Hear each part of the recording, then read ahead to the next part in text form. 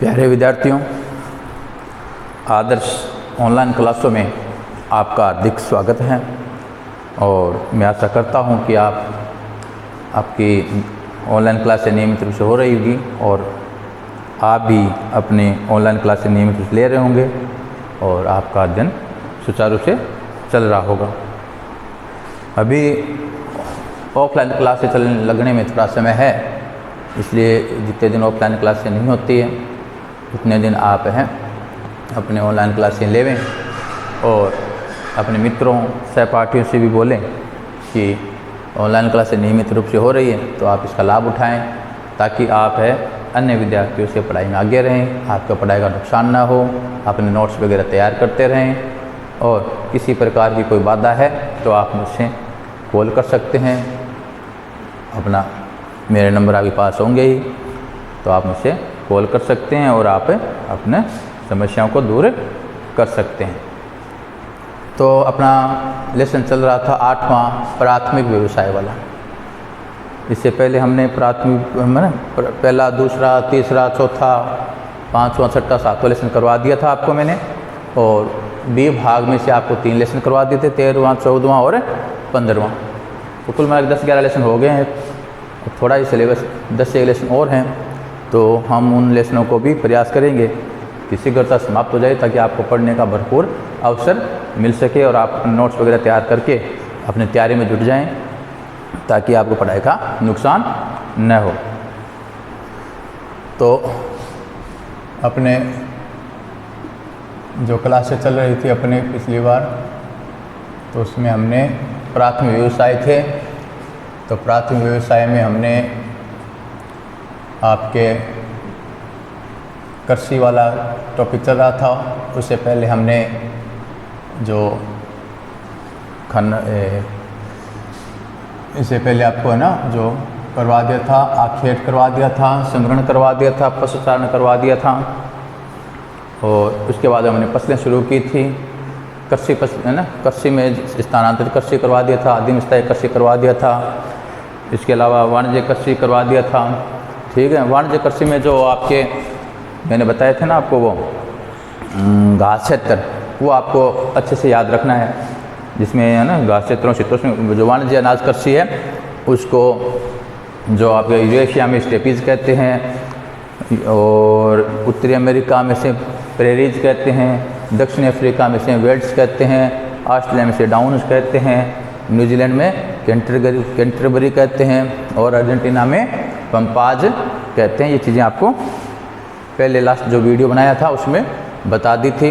और आज हम नया वीडियो शुरू करेंगे, जिसमें हम आज बात करेंगे जो है बागायती कृषि या उद्यान कृषि। अगली कृषि है अपने, वो है बागायती कृषि या उद्यान कृषि।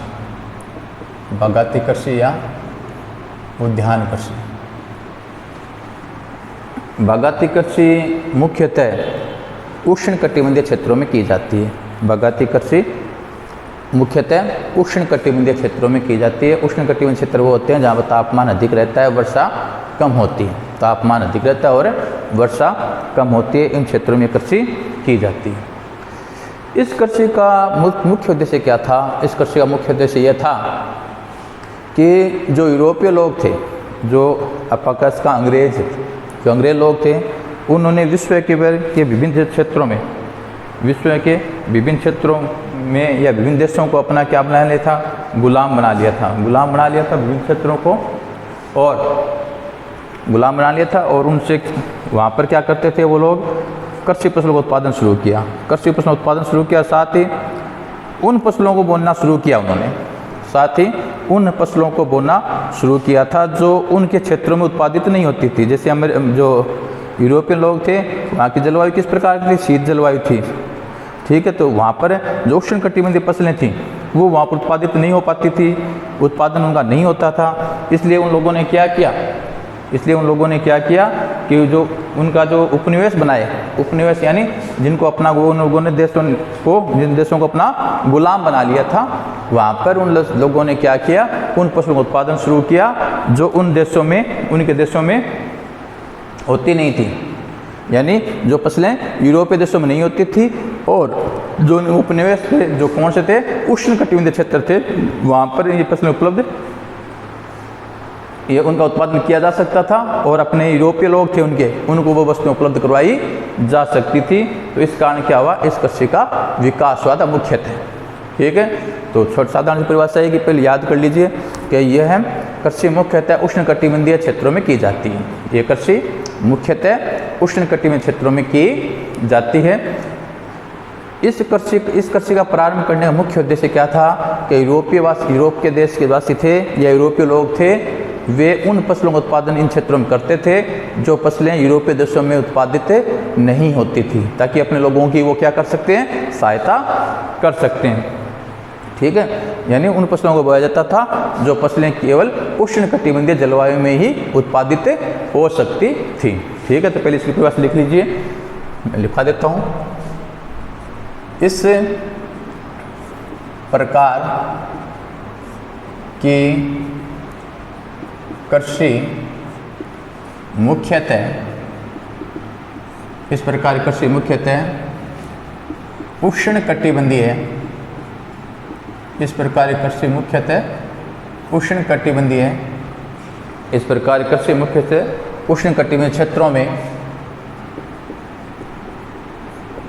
कृषि मुख्यतः उष्णकटिबंधीय क्षेत्रों में यूरोपीय लोगों द्वारा किसके द्वारा की गई थी?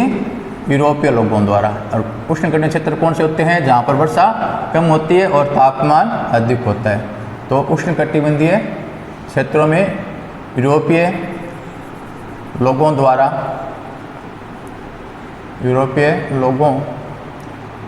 इस प्रकार कृषि मुख्यतः यूरोपीय लोगों द्वारा, ठीक है।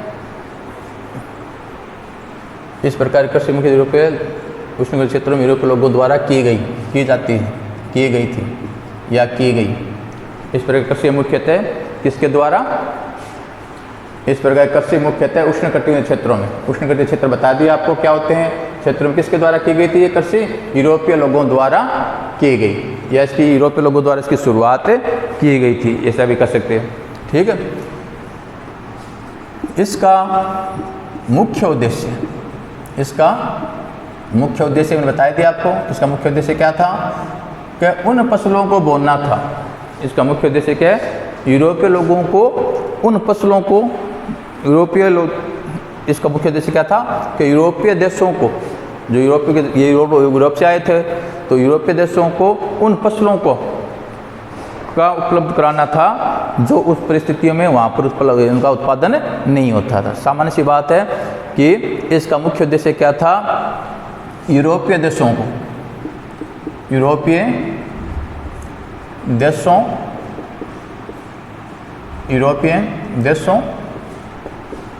को उन फसलों,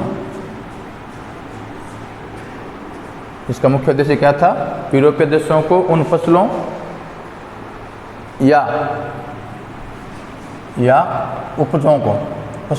उपजों को उपलब्ध कराना था जो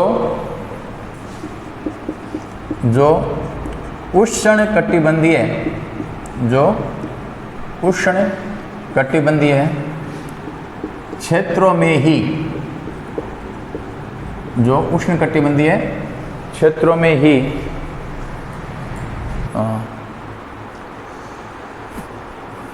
तो जो उपलब्ध कराना था जो उष्णकटिबंधीय क्षेत्रों में ही उत्पादित हो सकती थी, ठीक है। या क्षेत्रों में ही उत्पादित हो सकती थी। ठीक है, तो समझ आ गया कि इस प्रकार की कृषि मुख्यतः कहाँ की जाती है? उष्णकटिबंधीय क्षेत्रों में की जाती है। क्षेत्रों में किसके द्वारा की गई थी? यूरोपीय लोगों द्वारा की गई थी। और इसका मुख्य उद्देश्य क्या था? कि यूरोपीय देशों को उन फसलों या उपजों को उपलब्ध कराना था जो उष्णकटिबंधीय क्षेत्रों में ही उपलब्ध हो सकती थी।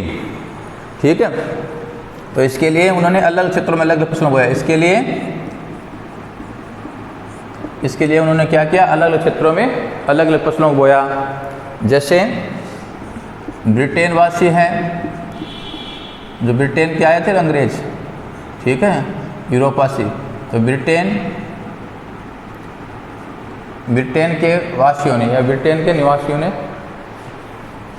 तो ब्रिटेन वासियों ने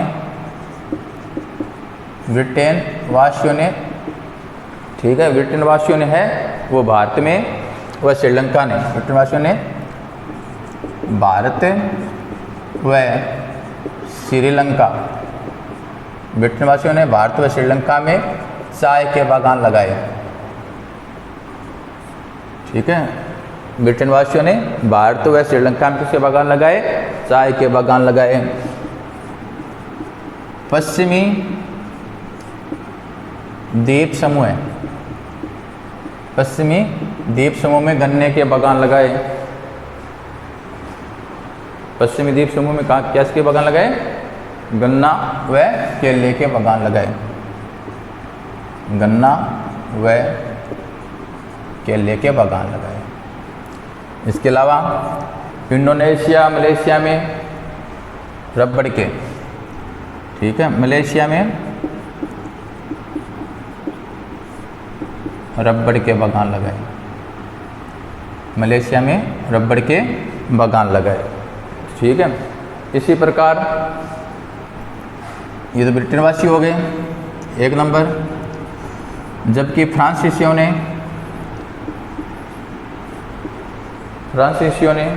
या फ्रांस वासियों ने, ऐसे लिख देता हूँ, फ्रांस वासियों ने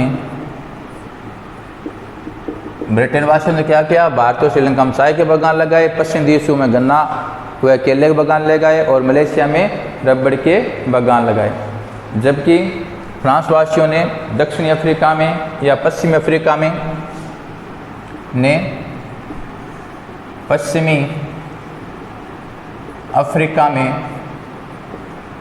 फ्रांस वासियों ने पश्चिमी अफ्रीका में कॉफ़ी व कोकोआ के बागान लगाए। किसके बागान लगाए? कॉफ़ी व कोकोआ के बागान लगाए। ठीक है, इसके अलावा ब्रिटेन वासी हो गए, फ्रांस वासी हो गए। इसके अलावा अमेरिका वासियों ने, जो अमेरिकी लोग थे, अमेरिका वासियों ने है वो फिलीपींस में, अमेरिका वासियों ने फिलीपींस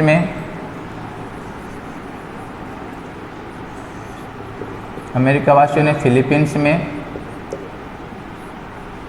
गन्ना व नारियल के बागान लगाए। अमेरिका वासियों ने फिलीपींस में गन्ना व नारियल के बागान लगाए। इसके अलावा ब्राज़ील में, ठीक है, ब्राज़ील में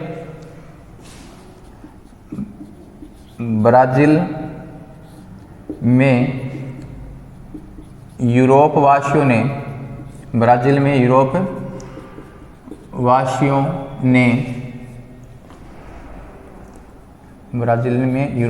ने कॉफ़ी के बागान लगाए, जिन्हें फेजेंडा कहते हैं। ये भी प्रश्न महत्वपूर्ण है। फेजेंडा किसे कहते हैं? फेजेंडा कहते हैं, पूछा गया है कई बार कि फेजेंडा किसे कहते हैं। तो आंसर क्या हो जाएगा? ब्राज़ील में यूरोपासियों द्वारा लगाए गए कॉफ़ी के बागानों को क्या कहते हैं? फेजेंडा कहते हैं। ठीक है, तो एक बार आधा इसको दोबारा रिपीट कर देते हैं, उसके बाद आगे बढ़ाते हैं। तो इस प्रकार की कृषि मुख्यतः उष्णकटिबंधीय क्षेत्रों में की जाती है। किसके द्वारा की गई थी? यूरोपीय लोगों द्वारा की गई। इसका मुख्य उद्देश्य क्या था? इसका मुख्य उद्देश्य यूरोपीय देशों को उन फसलों मुख्य उद्देश्य यूरोपीय देशों को उन फसलों या उपजों को उपलब्ध करवाना था जो उष्णकटिबंधीय क्षेत्रों में ही उत्पादित या पैदा हो सकती थी। ठीक है, इस प्रकार की कृषि मुख्यतः उष्णकटिबंधीय क्षेत्रों में की जाती है। और किसके द्वारा की गई थी ये कृषि? यूरोपीय लोगों द्वारा की गई थी। और इसका मुख्य उद्देश्य क्या था? कि यूरोपीय देशों को उन फसलों को उपलब्ध करवाना था जो कहाँ उत्पादित हो सकती थी? केवल उष्णकटिबंधीय क्षेत्रों में ही उत्पादित हो सकती थी। इसके लिए उन्होंने कई जगह अपने अपने जो फसलें हैं उनमें लगाया। जैसे ब्रिटेन वासी भारत में आए और भारत और श्रीलंका में उसने क्या लगाए? चाय के बागान लगा दिए। इसी प्रकार चाय यहाँ से क्या जाती थी? फिर ब्रिटेन को चली जाती थी। इसी बार पश्चिमी द्वीप समूह ने गन्ना व केले के बागान लाए, यहाँ से उत्पादन होता था और पश्चिमी द्वीप समूह को भेज दिया।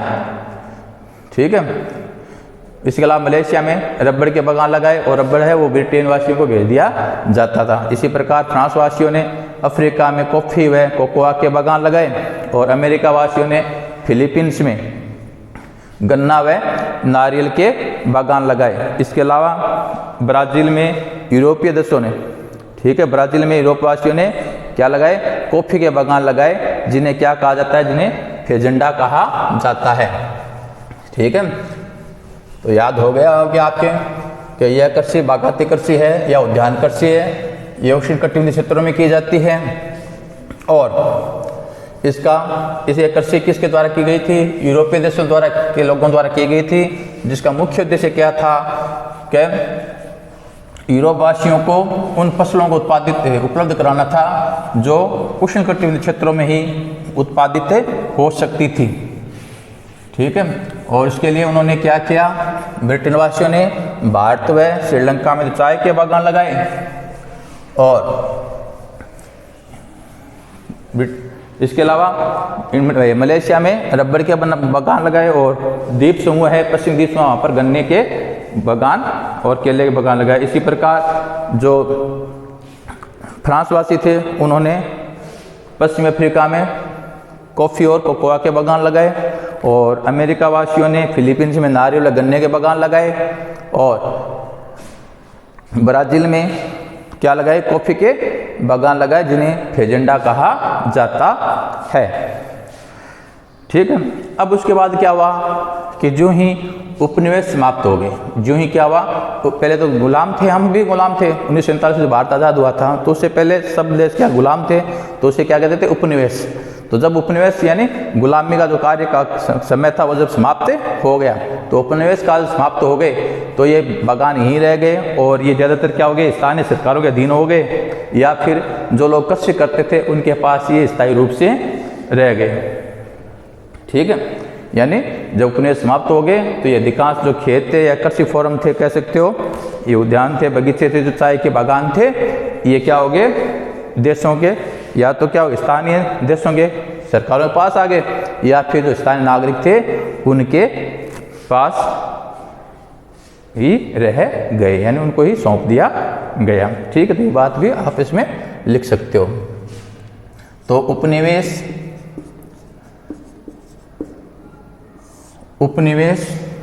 ठीक है, उपनिवेश समाप्ति के बाद, उपनिवेश काल समाप्त हो गया, उपनिवेश समाप्ति के बाद, ठीक है, उपनिवेश के समाप्ति के बाद इन बागानों पर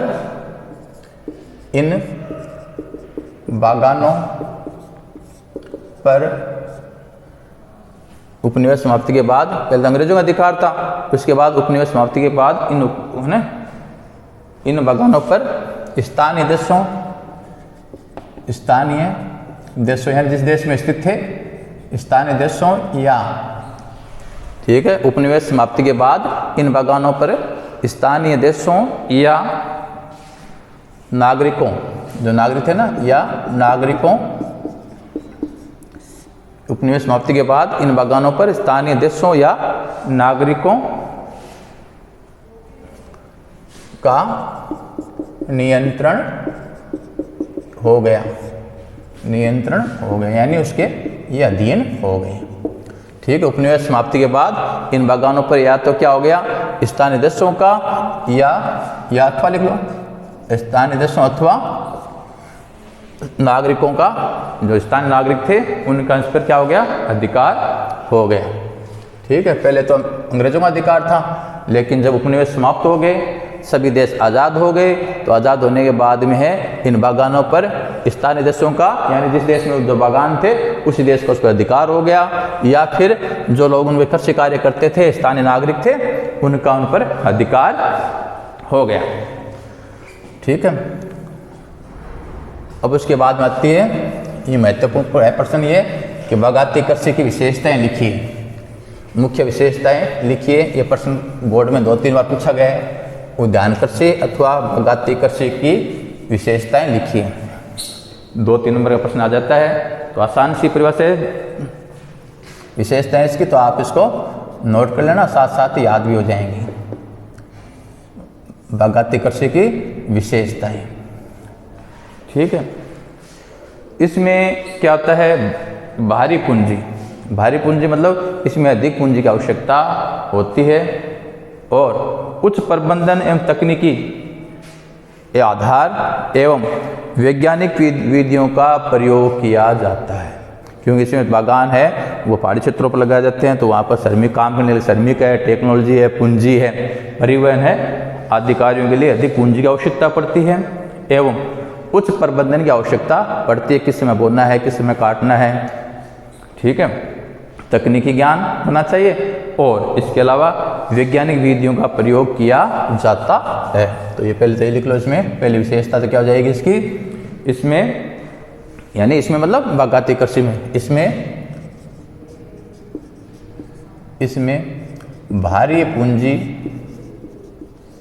इसमें भारी पूंजी यानी अधिक पूंजी लगती है, भारी पूंजी निवेश होता है, निवेश लगानी पड़ती है, भारी पूंजी निवेश यानी अधिक पूंजी लगानी पड़ती है। इसके अलावा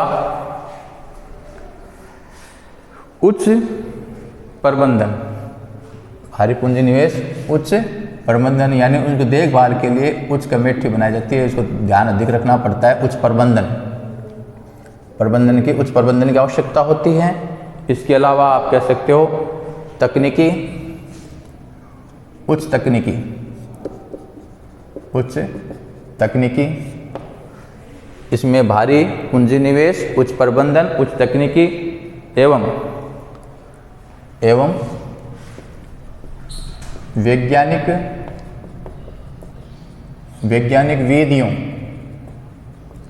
वैज्ञानिक विधियों का प्रयोग किया जाता है, वैज्ञानिक विधियों का प्रयोग किया जाता है।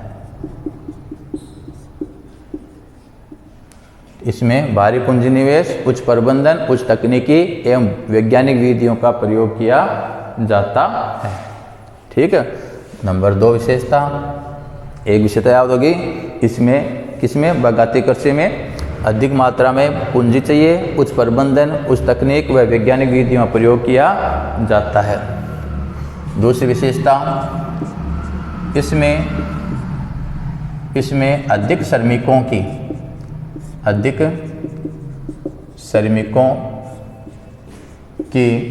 आवश्यकता होती है, यानी इसमें अधिक श्रमिकों की आवश्यकता होती है। जैसे चाय के बागान होते हैं ना, तो चाय के बागान में क्या होता है, पत्तियां तोड़ने के लिए है ना, महिलाओं की है ना आवश्यकता होती है, तो महिलाएं इसमें काम ज़्यादा करती है। तो इसमें इसके अलावा पत्तियों को छांटना है, चाय को सुखाने का काम है, डिब्बा बंद करना है, उसको परिवहन साधनों है जैसे ट्रक वगैरह में चढ़ाना है, उतारना है, तो इन सभी कार्यों के लिए क्या इसमें अधिक श्रमिकों की आवश्यकता होती है, इसमें अधिक श्रमिकों की आवश्यकता होती है। नंबर 3 बात, यह एक फसली कृषि है, यह एक फसली कृषि है, कहने का मतलब क्या हुआ कि इसमें एक ही फसल को बोया जाता है ताकि उत्पादन अधिक से अधिक किया जा सके और अधिक से अधिक लाभ कमाया जा सके। अलग अलग फसलों के साथ नहीं बोया जाता है, एक ही फसल को बोया जाता है ताकि लाभ अधिक मात्रा में कमाया जा सके। ठीक है, तो ये क्या है, एक फसली कृषि है। एक फसल के पर ही सारा ध्यान केंद्रित किया जाता है और उसके उत्पादन को बढ़ाया जाने का प्रयास किया जाता है ताकि अधिक से अधिक लाभ कमाया जा सके। जैसे चाय है तो वहाँ पर केवल चाय बोई जाती है ताकि उसका अधिक से अधिक लाभ कमाया जा सकता है, उसका उत्पादन बढ़ाया जाता है। ठीक है, अगली बात 3 बात समझ आ गई। इसमें भारी पूंजी निवेश, उच्च प्रबंधन, उच्च वैज्ञानिक विधियाँ, तकनीकी ज्ञान की आवश्यकता होती है का प्रयोग किया जाता है। इसमें अधिक श्रमिकों की आवश्यकता होती है और यह एक फसली कृषि है। ठीक है, इसके बाद आता है इस कृषि से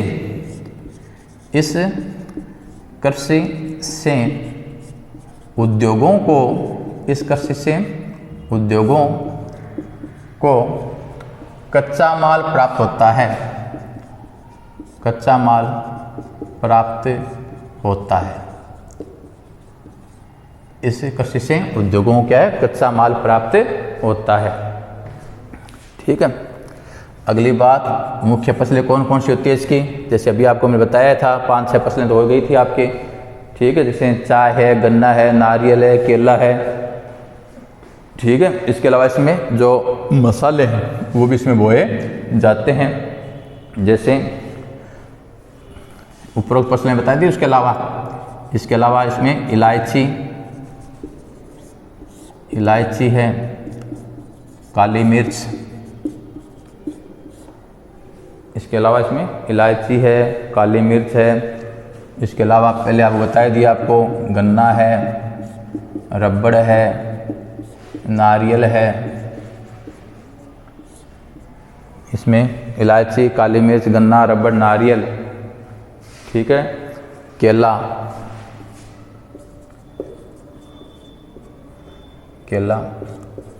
आदि फसलों को बोया जाता है। आदि फसलों को बोया जाता है। ठीक है, तो इलायची, काली मिर्च है, गन्ना है, रबड़ है, नारियल है। ठीक है, इसके अलावा कॉफ़ी आपको बताया, कॉफ़ी है, आदि फसलों को इसमें बोया जाता है। ठीक है, उसके बाद एक अंतिम विशेषता और एक अब वही आती है कि कृषि कहाँ की जाती है। ठीक है, तो देशों के नाम आपको लिखने हैं जो पहले मैंने बताई दिए। तो इस प्रकार की कृषि कहाँ की जाती है। ठीक है, तो अभी मैंने बताया था रबड़ के बागान कहाँ लगाए गए हैं, इंडोनेशिया। इस प्रकार की कृषि है इंडोनेशिया, मलेशिया। इस प्रकार की कृषि इंडोनेशिया, मलेशिया। ठीक है, इसके अलावा आप इसमें कर सकते हैं दक्षिणी पूर्वी भारत, दक्षिणी पूर्वी भारत नहीं करो दक्षिण पूर्वी ऐसे कर सकते हो पूरा। ठीक है, या भारत करो तो भारत कर सकते हैं। दक्षिण पूर्वी भारत में भी की जाती है। इस प्रकार की कृषि है इंडोनेशिया, मलेशिया, दक्षिण पूर्वी भारत, दक्षिणी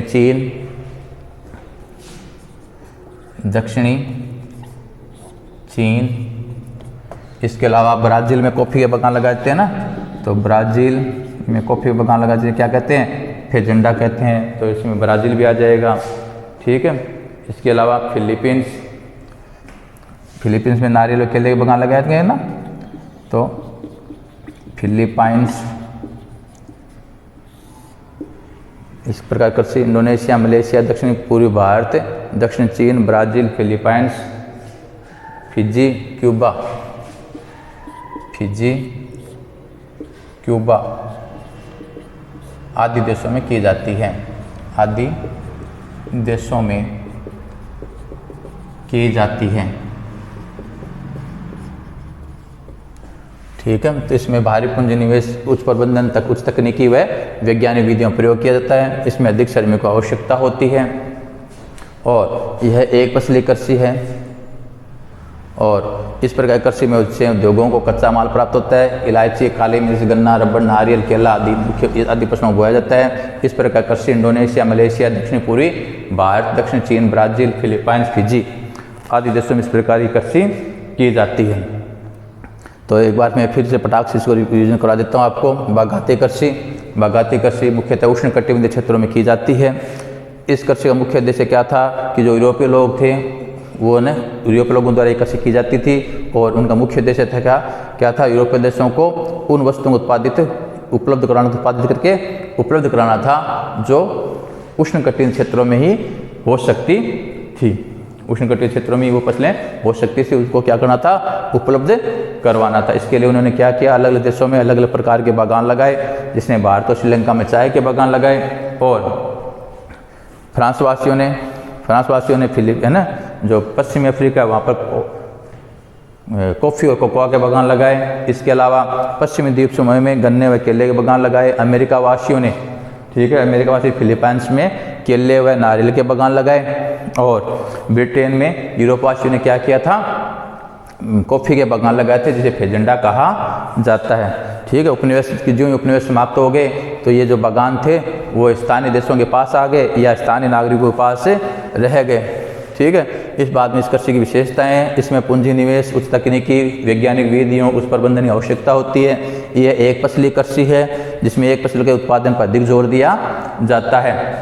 इसमें अधिक श्रमिकों की आवश्यकता पड़ती है और ठीक है, इस कृषि में उद्योगों के लिए कच्चा माल प्राप्त होता है। इस कृषि की मुख्य फसलें हैं नारियल है, गन्ना है, कॉफ़ी है, कहुआ है, रबड़ है, इसके अलावा काली मिर्च है, इलायची आदि इसकी मुख्य फसलें हैं। इस प्रकार कृषि कहाँ की जाती है, इंडोनेशिया, मलेशिया में की जाती है, दक्षिण पूर्वी भारत में की जाती है, दक्षिणी चीन में की जाती है। इसके अलावा फिलीपाइंस है, ब्राज़ील है, क्यूबा है, फिजी आदि देशों में इस प्रकार की कृषि है की जाती है। तो आप इसको नोट्स में तैयार कर लेना।